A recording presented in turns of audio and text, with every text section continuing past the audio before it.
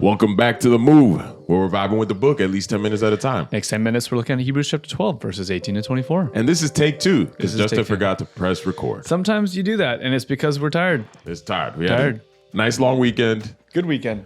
But very good weekend, very actually. good weekend. Very, very good. But now we are back here at it again, Daniel. At it again. So Exodus 19. That's a reference to something I don't know what that is. Remember Daniel with the vans, the white vans? Oh, look at Daniel in the vans. Back at it again. Got it. Yeah. Okay. Got it. Throwback.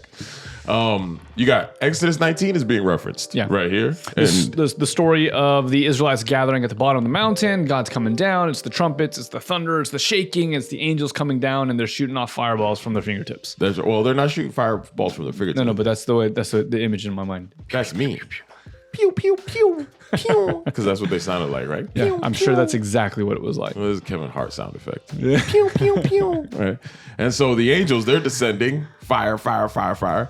Moses actually referenced this. I think it's Deuteronomy 32 or 33, where he's talking about how they all descended. And it would have been, imagine this. You've just come through. Okay, this is good. This is good to frame it this way. They've just come from seeing these 10 plagues overcome the powers of Egypt. Oh. Every single plague corresponded seemingly with some sort of god deity of Egypt. Right. They worshiped the frogs. A bunch of frogs came in. Locusts. A bunch of locusts came in. The Nile's this life-giving source. It turns to blood. And ultimately, Pharaoh is undone with the last plague where his firstborn is taken, right? Mm-hmm. So the Egyptians have to have some awareness of what's going on. This is, again, a supernatural war amongst the gods that's happening. And this war amongst the gods culminates with Yahweh overcoming Pharaoh with this angel of death, and then they go free. Mm-hmm. Now, if you are not fully familiar with this God of your ancestors, because they weren't. They were not. They definitely were not. They had forgotten by this time. And he's liberating them. And you're like, this is great so far. And of course, it's better to leave Pharaoh than it is it's better to follow Yahweh enslaved. And not be enslaved. Sure. There has to be a question in the back of your mind of like, there's a catch. Where are we going? Yeah, what's going on? Yeah. Because the supernatural lords that we've been under thus far, namely Pharaoh, not so cool. have been the worst. Yeah. So then when we get taken to the edge of the Red Sea, and now Pharaoh is coming behind us, it looks like we made the wrong call. You put your bet on black, and it showed up. It was white. And you're right. And so we picked door number 3 when it was door number 2. Yeah. But all of a sudden, in the midst of our fear and anxiety emerging, Moses is like, boom. There goes the ocean. And you're like, okay. Someone clip that, please. Richard, clip that. Send it in the agreement group. That'll be great. As soon as I said it, I was like, it could be a meme. Okay. So they go through the water, right? When you're on the other side of the water, Pharaoh gets overwhelmed by the flood. Now that which was pursuing you is dead. Mm-hmm. Okay, so it seems as though this God has proved himself trustworthy, but we're still not 100% sure, right? Yeah. It's like, we sing this song to Moses, Exodus 15, and Miriam sings this song, the Song of Moses, and how God, the cloud rider, this whole deal, right? Yeah. Okay, now they're in the wilderness. They're super hungry. Haven't eaten anything good, apparently, for a while. All the garlic and the onions and all the leeks they left back in Egypt. Well, remember, at this point, this is still Exodus 19. So I think they're... No, this is before. 16 is when they do the manna thing. Okay. The manna thing. So 16, thank you. So they're complaining about lack of food.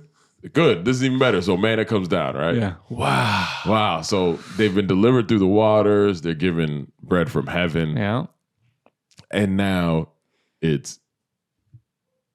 we're going to meet. And we're going to meet at this mountain. Mm-hmm.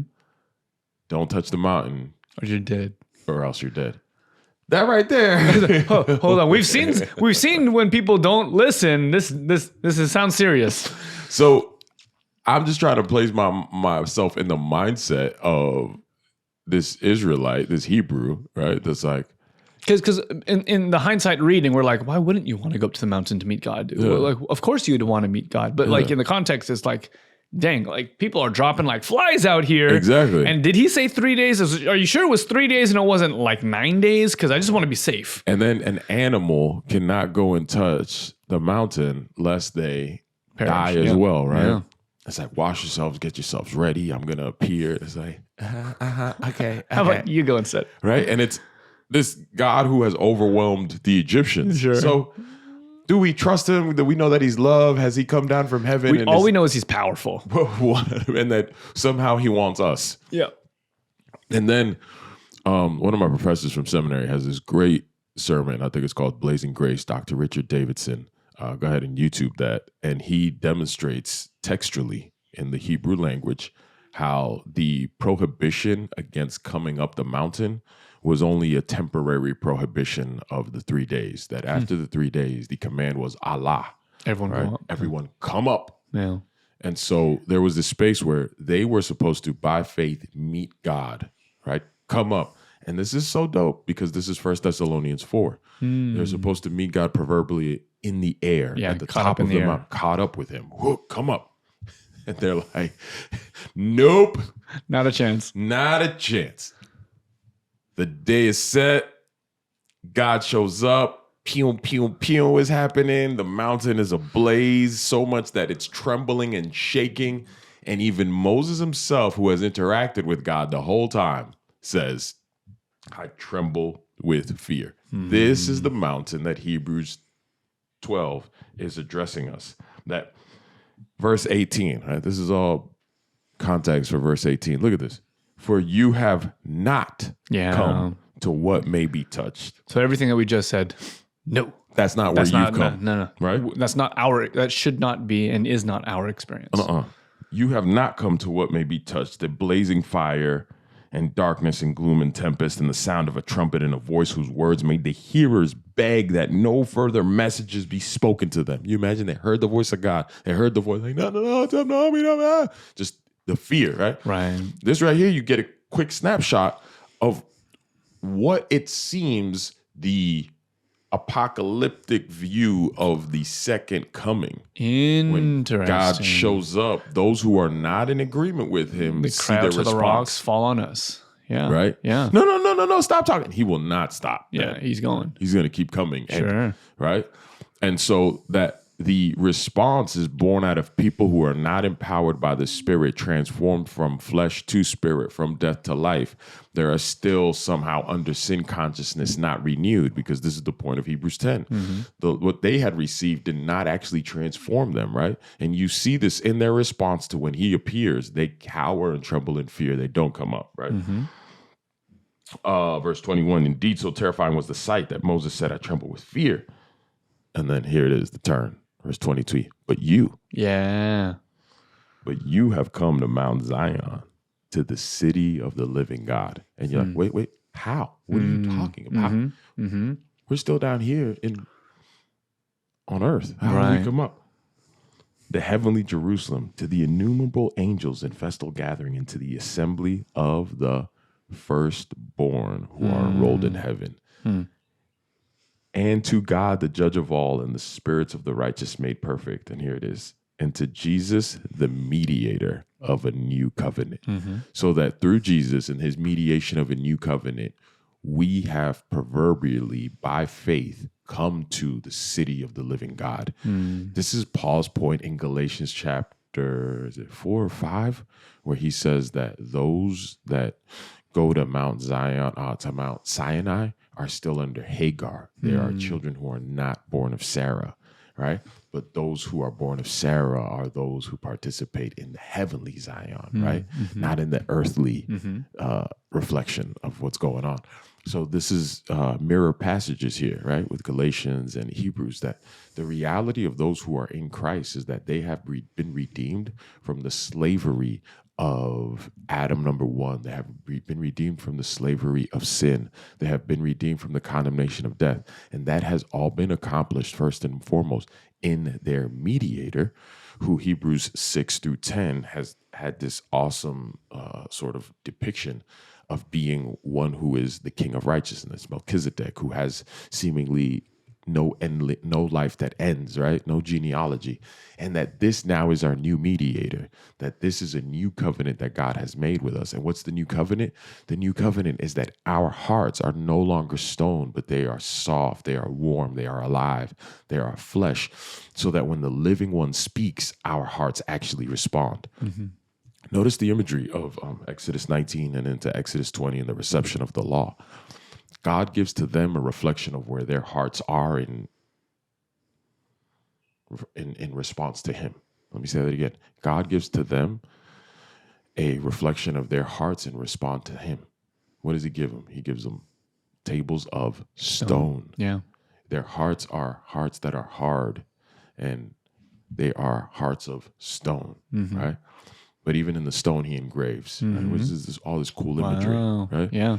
But now, he has written his law on their hearts by way of giving them new hearts, right? Yeah. And now their hearts can respond to the call. For those he has called, he has also justified. And those he has justified, he has also glorified, right? And he's done all of this in Jesus. So we were called, predestined in Jesus, right? We were justified in and by Jesus. We are sanctified in and by Jesus, and we are glorified in and by Jesus. This is an allusion to Romans 8, 28 through 30. Like this all is packaged and works together, because what is going on is that the reality of our calling, the reality of our right standing before God, the vindication that we have before God, justification, right? The sanctification and purification, the washing, the clean, the regeneration that has happened, and ultimately the glorification, the transformation of the body, all of that happens in Jesus first, right? And now we have that. So this is the point of Hebrews 12. You have come to this place because Jesus, the author and perfecter of your faith, has gone before you. And since he's there, guess what that means about you? So are you. Yeah. And so this is, I mean, when you start just getting layers of what Hebrews 12 is concluding with, it's this rich tapestry of the final end game, right? This is the end of Avengers, the end of, this is all of it, a culmination coming all together, right? Where you finally appear and you're like, oh, this is where we're at. Yeah. And I love that right prior to this passage is the one that we talked about last time on The Move, where it's like, you're a son. God is treating you as a son. To contrast that, because the lived experiences in Exodus 19, it's just like you're terrified. You don't know what's going on. You don't want to connect. You're just like completely unsure. But now, because of how we have seen him correctly in the person of Jesus, we now have clarity on who we are. The glory and the majesty and the magnitude is certainly surpassed in the person of Jesus. And yet the result is not that we are more afraid or more terrified or more anxious, but rather we're ushered in and we run towards and we run with boldness. Perfect love and perfect love received has cast out fear, right? Yeah. This is, I mean, you see all of these elements here. They can approach and come boldly before the throne and receive mercy in time of need. Why?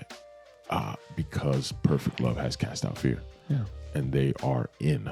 We can say a word about this final verse. And to Jesus, the mediator of a new covenant, and to the sprinkled blood that speaks a better word than the blood of Abel. What's the better word that Jesus' blood speaks than the blood of Abel? Well, simply this. When Abel was murdered, what did his blood cry out for? Vengeance. Right? It cried out for make things right. Like your brother's blood cries out to me. Why? Like make things right. Make things right. This is an imagery of Revelation. What is it, 5 or 6? Where the Spirit's underneath the throne. How long, O Lord? How long, O Lord? How long? Make things right. Make things right. This blood that has been spilled on Calvary, the blood of Jesus, says, I've made things right. Yeah. So the blood speaks better, right? Because you have been made right. He has made things right. And now we have access to the gathering of the firstborn of the dead. And he's even better than Abel. Amen.